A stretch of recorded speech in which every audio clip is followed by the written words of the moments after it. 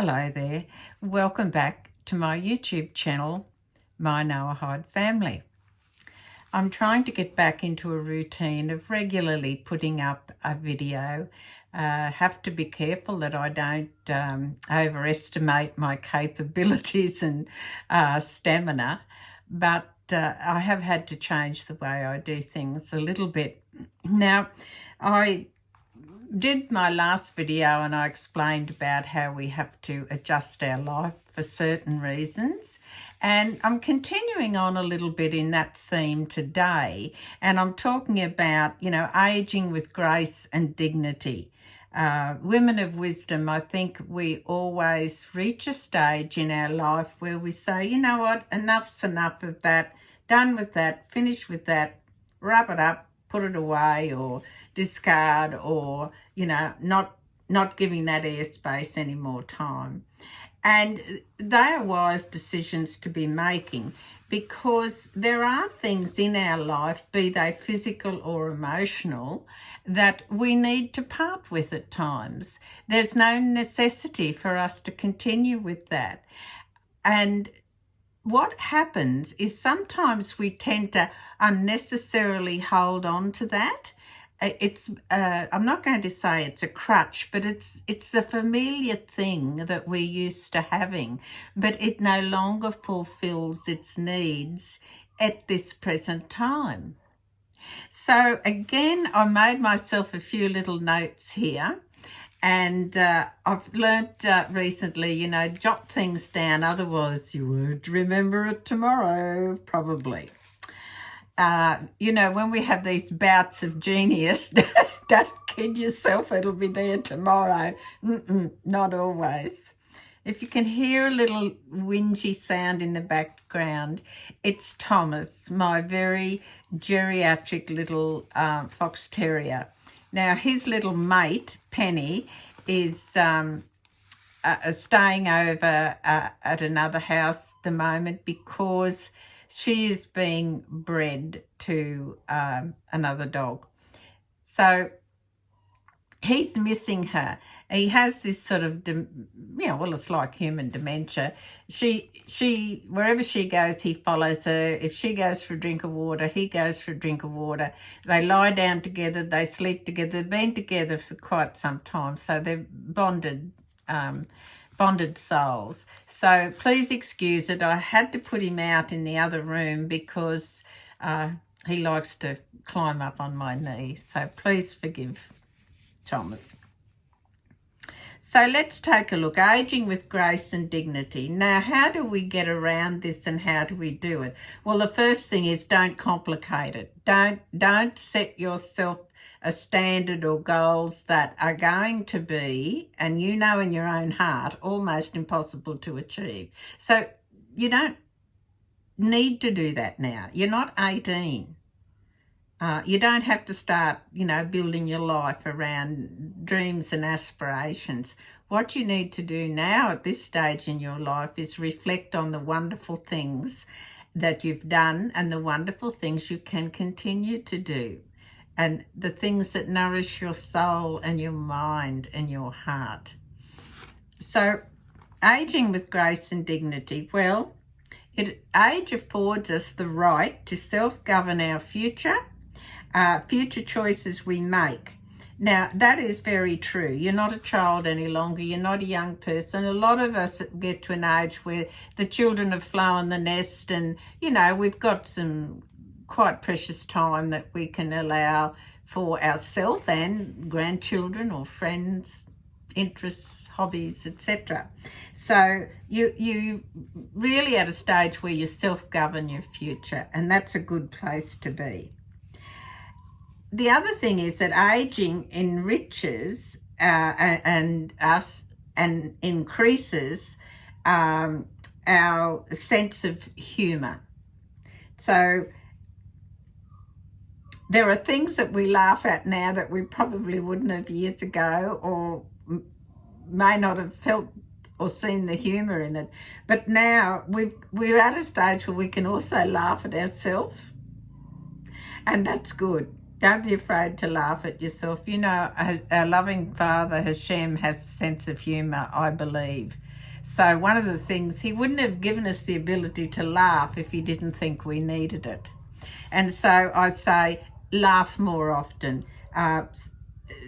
Don't feel that because you're aging a wee bit that you're going to, oh, I'm sorry, Thomas,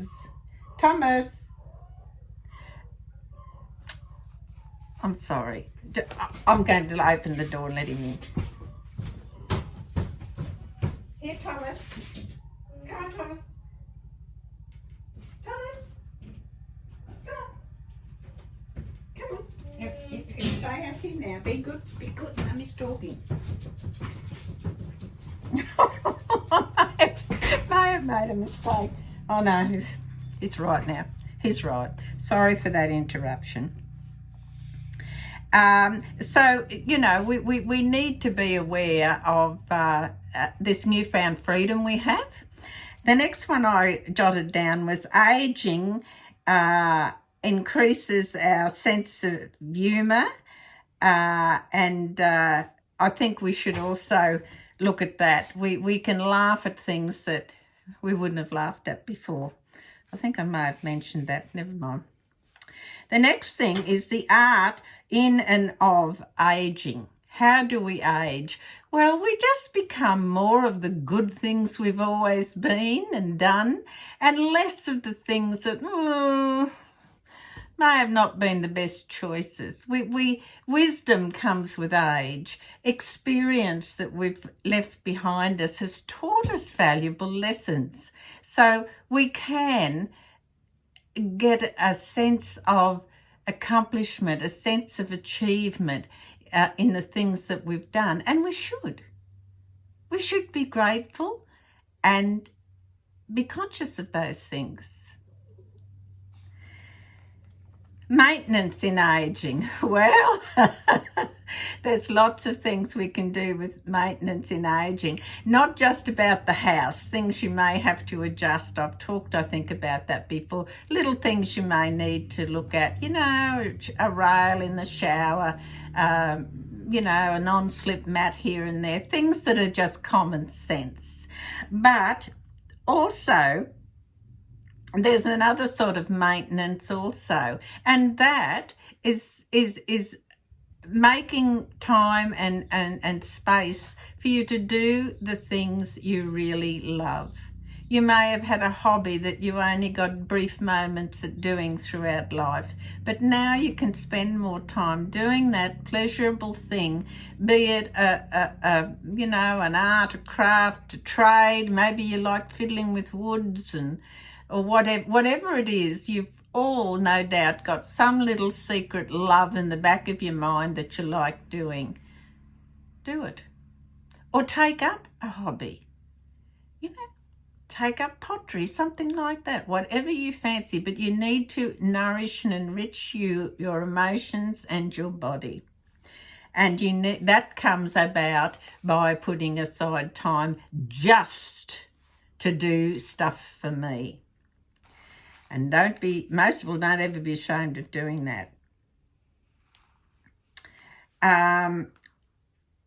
We talk about age appropriate, and some people shy from using that phrase, but I don't. I think it's a doorway into talking about lots of subjects. There are things that we change as we age. Footwear is a perfect example. You know, gone are the days when you're a young woman, you tippy-toed around in stiletto high heels or things like that. No, not when you get 70 plus. You can have a fall too easily. So there's simple maintenance to make us more comfortable, and there's such beautiful little ballet flat type shoes around nowadays where you can actually feel the floor or the ground beneath your feet, that gives you that sense of safety and security. So that's just an example, but there are other things. You can change the way you do things because it's less risky that way. So don't ever feel that, oh, I'm showing my age doing this. Well, yes, you are showing your age. Be proud of it. we all age. None of us are going to live in the full bloom of our early 20s forever. It's a young man from down the road just driving past. School holidays here, so he runs past the window and gives me a little wave. So that maintenance in ageing, you know, you might need to lose a couple of pounds or put on a couple of pounds, whatever the case may be.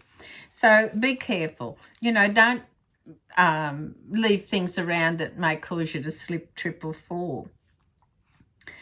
But the age-appropriate thing is all about your safety and your well-being. It's not about, you know, I'll put on, you know, result in going through your wardrobe and you think, oh, I don't know if I could wear that now. And you start wearing the frumpy, you know, old lady outfits or old men outfits, tracksuits and a T-shirt. There's just sometimes you have to get out of the tracksuit pants and the T-shirt. And you can still have the same comfortable type of attire, but, you know, you don't need to live your life in a wardrobe full of tracky pants, etc. You know, put on your... This is a time in life where you don't have to wait for a special occasion to wear your pretty things. Get up and put your pretties on before you go for your groceries. Makes you feel a lot better. Then the other thing that I think also is very important, that at some stage in your life you should write down your memoirs. Now, this does not have to be a 4-volume book set or anything like that. Even just a plain lined notebook or whatever. Write down some things for your future generation. I so wish that my grandmother, or one of them at least, would have written down something for her grandchildren, that we could look back and think, maybe find a few odd photos. Things like that are so precious. And I'm in the midst of doing that slowly. I have a burst, catch up on a bit, and then I put it aside for a while. But I want to leave some sort of a record, and it doesn't have to be really frilly, fancy, paper art type of scrapbooking type of ledger. Nothing. It can just be a notebook where you've written things down and maybe stick some things in with sticky tape. It doesn't matter. Just get it down so that there's a record. If you wait until you can do the real fancy bit, it'll never get done, or it'll be half finished. So get that notebook out, start writing. The other thing that I think we would all think about throughout life, no matter where or what age, where we're at or what age we are, have we got regrets? What past regrets? Yes, of course, we'll acknowledge that. We've all done something that we think, oh, whatever made me do that. But also, we've wanted to do things that we've never done. You know, I'm just thinking it could even be taking a helicopter ride somewhere, or just something that you've never done but you'd love to do before you die. You should set your mind at that and work towards it at least, because we're never too old to enjoy or think about unfulfilled dreams and things, because if you let go of those things, you might as well just paint wrinkles over your face and your body and walk around in tracksuits and watch TV all day. You've still got a lot of value. In fact, your value is like antiques. Your human value, your emotional, intellectual value increases with age. You're like a precious gem, a precious metal. You've got so many resources at your fingertips, so many things that you may have not done but would have liked to have. You may have regretted it at some stage in life or come to terms with it. I can recall things. I was mad keen to learn to fly. And there was a private aero club near where I lived and worked at the time.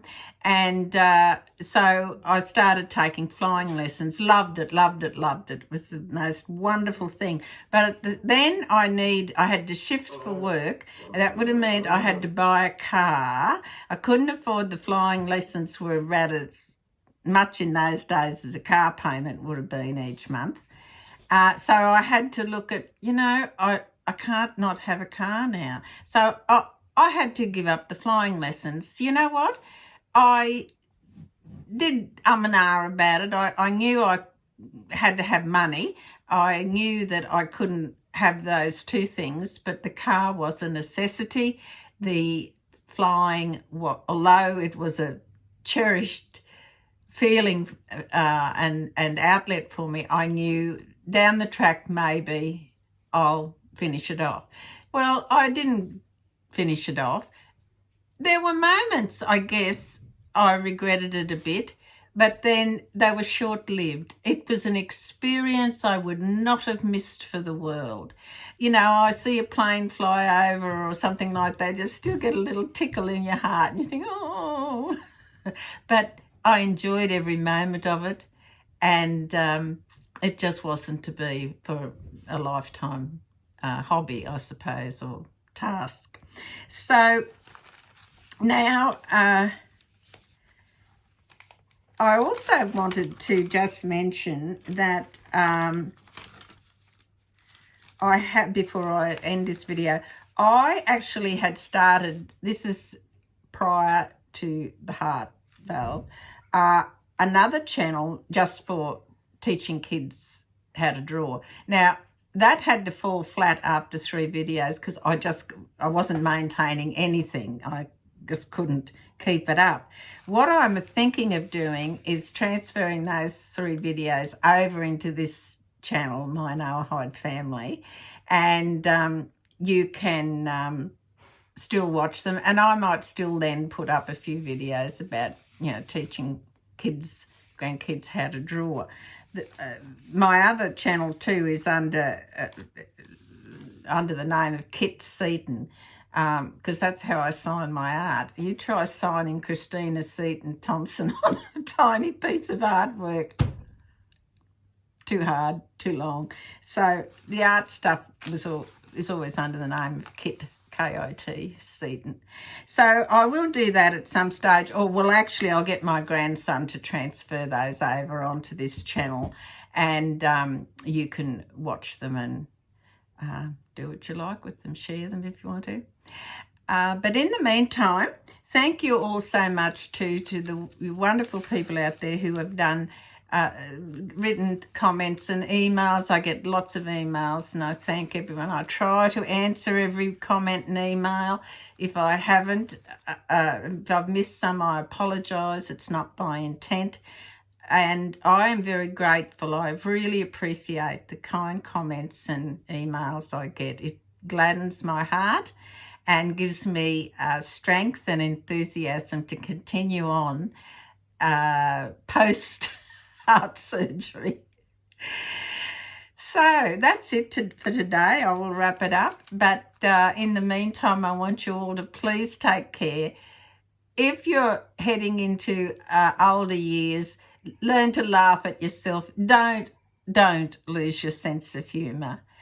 If anything, it increases, and you have that wonderful ability to laugh at yourself, and that's a precious thing to have. You'll enjoy it. In the meantime, please take care, and God bless.